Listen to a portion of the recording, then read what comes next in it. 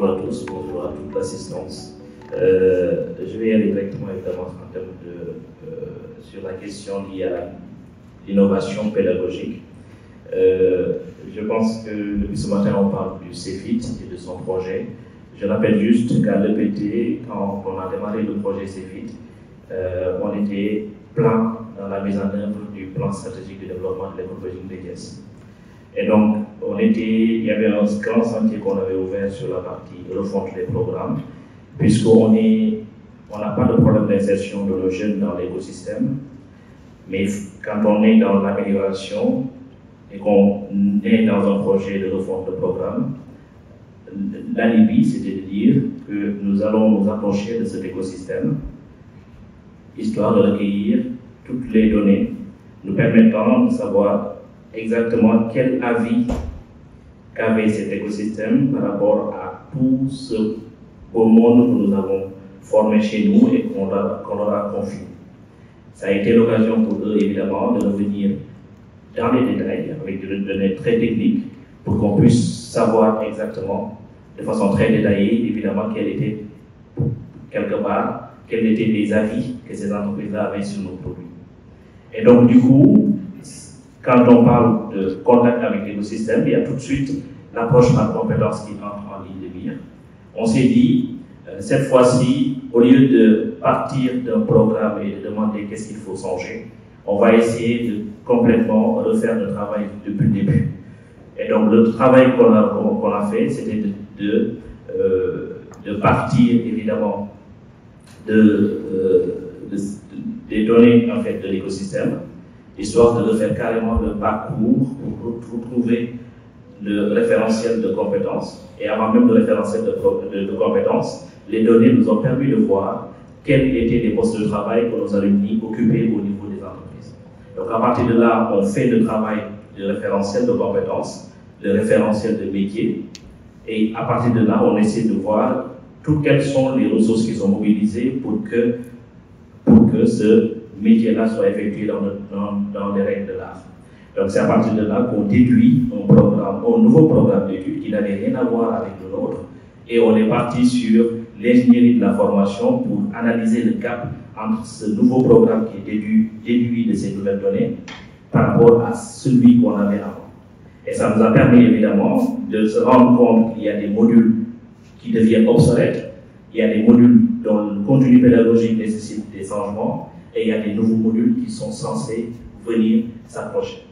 Donc, en termes d'innovation, je dirais évidemment que ça nous a permis de revoir pratiquement tous nos maquettes de formation. Et quand on dit maquette, c'est assez réducteur parce que tout le process derrière pour aboutir à une maquette, voilà, c'est ce que je viens de décrire.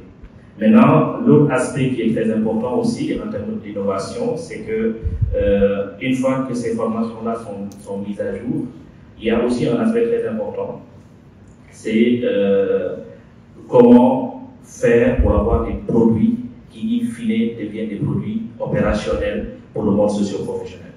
Et donc, ce caractère opérationnel, le PT était dedans déjà, parce qu'on n'avait pas de problème d'insertion, mais il y a une innovation qu'on a su très bien, le fait de s'être lancé déjà en 2013 sur la première formation en alternance en informatique.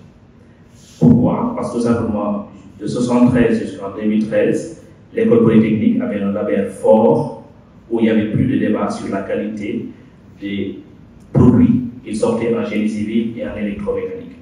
Donc, à partir de 2013, quand il a fallu mettre en place un nouveau cycle d'ingénieur en informatique, dans un cadre, dans un contexte où pratiquement le label était beaucoup plus porté par l'UGB, par l'Université de Dakar, par l'ESP. Et donc pour nous, pour sortir des sentiers battus, l'innovation c'était de dire pourquoi pas ne pas oser la formation en alternance. Qu'est-ce que ça voudrait dire une formation en alternance au Sénégal? L'objectif c'était pas de refaire la même chose que ce que font les Français dans une modalité 2 jours en entreprise, 3 jours à l'école, ou bien vice-versa. Sauf que l'école polytechnique de Thiès est à 70 km de Dakar. La majeure partie de l'écosystème du numérique se trouve à Dakar. Donc on ne pouvait pas forcément, en termes logistiques, se permettre cette façon de faire. L'innovation, c'est de dire, on sort du carcan d'une année scolaire de 9 mois et on passe sur une année scolaire de 12 mois pour intégrer ces allers-retours école-entreprise. Et donc ça nous permettrait évidemment d'avoir aussi bien avoir une année scolaire en première année du cycle d'ingénieur où on a un séjour à l'école et ensuite un séjour à l'entreprise. Pareil en deuxième année et pareil en troisième année. La particularité de cette approche, c'était qu'on n'a plus un étudiant qui est en stage classique dans une entreprise, mais l'entreprise participe elle-même, avec les managers de l'encadrement, participe à recréer les mêmes produits que les produits seniors qui sont chez eux. Donc ça veut dire que c'est une entreprise qui déploie carrément ses ressources humaines dans la formation. Toute formation a pour vocation de faire adaptation entre théorie et pratique. Déjà au niveau de la maquette, donc au niveau donc des modules, les volumes RR, il y a des cours théoriques, il y a des cours pratiques qui se font et donc c'est valable pour toutes les formations au niveau des écoles d'ingénieurs. Maintenant, qu'est-ce que justement l'alternance vient ajouter sur ce contexte? Quel est justement l'apport de l'alternance sur déjà un contexte qui est là où les interventions et la théorie et la pratique. Déjà au niveau donc des écoles d'ingénieurs, très souvent les plateaux techniques, le renouvellement du plateau technique n'est pas évident. Ou bien la fréquence de renouvellement du plateau technique, ce n'est pas évident à cause des budgets qui sont limités et avec l'évolution technologique. Et donc, le fait de faire aller-retour entre école et l'entreprise peut, avec ses moyens propres, faire un renouvellement de son plateau technique, mais également avec les partenaires avec qui il loue des relations de partenariat. Ça permet aussi à l'étudiant, en tout cas, d'avoir l'occasion, justement, de pouvoir pratiquer donc, tout ce qu'il a appris en théorie donc, dans un autre contexte. Donc, pour revenir justement donc, à la question, en tout cas, ça permet de permettre à l'étudiant de faire une pratique réelle sur des environnements contextualisés. Par exemple, si on regarde ce qui se fait en informatique, déjà avec le partenaire, il peut, nous on peut avoir des data centers chez nous pour faire des pratiques. Mais les conventions qu'on signe avec les entreprises, ça permet d'avoir des abonnements à WS, des abonnements avec Huawei, etc. Et ça permet, ça facilite en tout cas l'accès à certaines pratiques qui n'est pas, à certains plateaux techniques qui n'est pas évident d'obtenir au niveau donc, des universités. Si par exemple, je prends l'exemple d'une formation en aéronautique par exemple, ce n'est pas évident pour un établissement qui fait la formation en aérospatiale de se doter d'une salle blanche avec tout ce qui est session, etc. Et l'alternance, si on signe une convention d'alternance avec un industriel qui permet, ça va donner donc à l'étudiant d'aller de manière pratique, donc effectuer ces travaux pratiques sur des environnements, en tout cas beaucoup plus. Voilà. Ça permet aussi aux jeunes, en tout cas aux élèves ingénieurs, de pratiquer sur des projets réels de l'entreprise. Déjà à l'école, on leur donne un projet à dérouler sur 1 mois, 2 mois, mais dans un temps, avec l'entreprise, les projets ont une durée beaucoup plus de 6 mois, de 12 mois, et ça va permettre déjà à l'étudiant de pratiquer et d'avoir des compétences sur les soft skills, par exemple. À l'école, on fait un cours théorique sur la gestion de projet.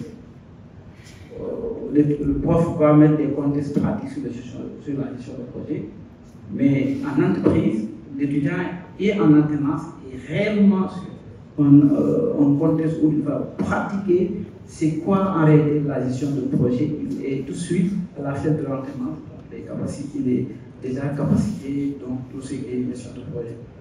Alors, la communication entre les partenaires, donc le fait de mettre l'étudiant en immersion, ça aussi permet à l'étudiant d'avoir des compétences de communication entre déjà ses collègues en entreprise et la communication entre lui-même et les clients de l'entreprise.